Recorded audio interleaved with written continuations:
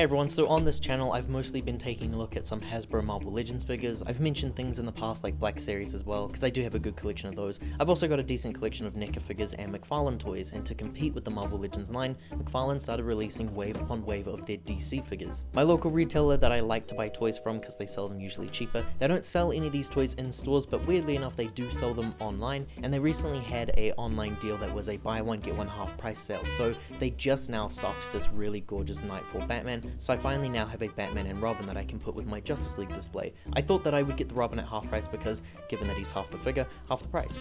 My aim for collecting these figures is to have a one definitive version of each character that I like, so my Justice League right now does not feature a Batman, but now that I have this really cool comic looking one, I am very satisfied to add him to that collection. The box is a really nice window box, you can see the figure inside, and there's a comic art print on the back as well. That's usually for reference on what iteration that character is going to be. McFarlane Toys has made plenty of variations on a lot of these heroes from the DC line, but not too many ideal definitive versions for newbies like myself, so this does feel like a really great one to get.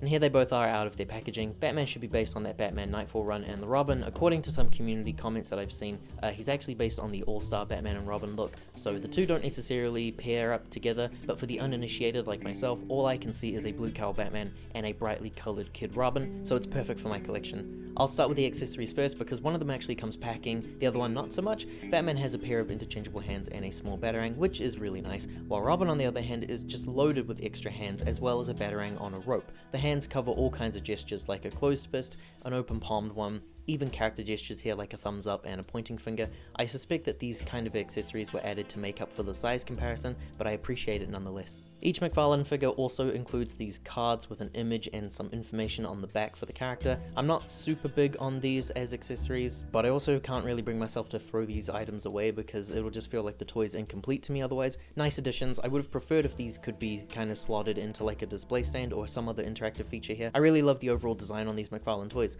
The McFarlane DC line is actually quite impressive overall once you get your hands on one of them. Batman here uses rubber in his cape, as does Robin. Some of the clothing is also a different, nicer material as well, so it can kind of differentiate itself around the plastic. Batman specifically uses rubber around the trunks so that his legs can kind of move a bit more easily. Batman has pretty good weight to him as well. The blue and grey are a really vibrant color matching combo, but the yellow for his insignia, it's just a little dim compared to that belt color, likely because of the grey on the torso. He's really strong in that articulation front. He's got some head movements here, nice and easy, but he also has shoulder and clavicle movements. Not even all of the Marvel Legends and Black Series figures can offer shoulder and clavicle movements like this. Then he has some standard movements for his arms and the elbows and the hands as well. His arms can also rotate. He's really solid in that department. As for his chest, he does feature some rotates and some movements as well as in his hips. You can bend him side to side here for some extra posing options. His legs I think are pretty standard. They can just move up and down and in and out. It's a bit tougher though than the arm movements. His trunks are rubber, so they allow for some extra movement from the legs, and he can bend at the knee, and his feet also have some movements like bends,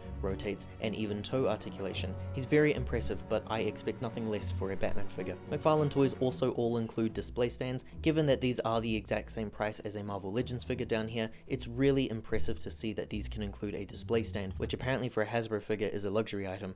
Robin is also a very impressive figure. He features most of the same praises that I have for the Batman. He has a rubber cape, but it's in more of an action pose compared to Batman's. His one here looks like it's responding to the wind. His entire outfit is actually a rubber material that is overlaid over a plastic body, so he feels distinctly different in material compared to Batman. His skirt being rubber helps with the leg movements, but I really like how different his torso feels to that plastic being used for his green shoulders. I would have preferred him having a different expression myself, something that's a little less snarky, but it's still good and it works for him. Like Batman, he can move at the head. He also uses some really great articulation for his arms in the shoulders and the clavicle, but it's a bit tighter on him here, possibly because it's maybe smaller joints. He's very flexible in his arms and his leg movements as well, which is really nice to see for an acrobatic character. His hands are all on ball joints so that they can easily be swapped over for the other accessories included. His waist features some very tight movements, might need just a little bit of loosening here. It feels like he might have some movements on the inside of his chest, but I couldn't really tell. Like I said, the legs are pretty solid with some movements, and I really love those scales details on his shorts.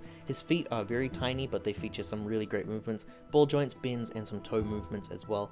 I've been playing around with them for a little bit now, trying to pose them up, and I'm really thrilled about these guys. I can't wait to add them to my display. I can't just yet though, because I've currently moved and I won't be back home until the end of the year, but I'll be counting down the days until then. It's a really great pairing. I think it's a wonderful duo to help represent some of my favorite crime fighters from superhero comics. So now I'm just waiting for a definitive Wonder Woman and a Flash figure, and then my Justice League will essentially more or less be complete for me.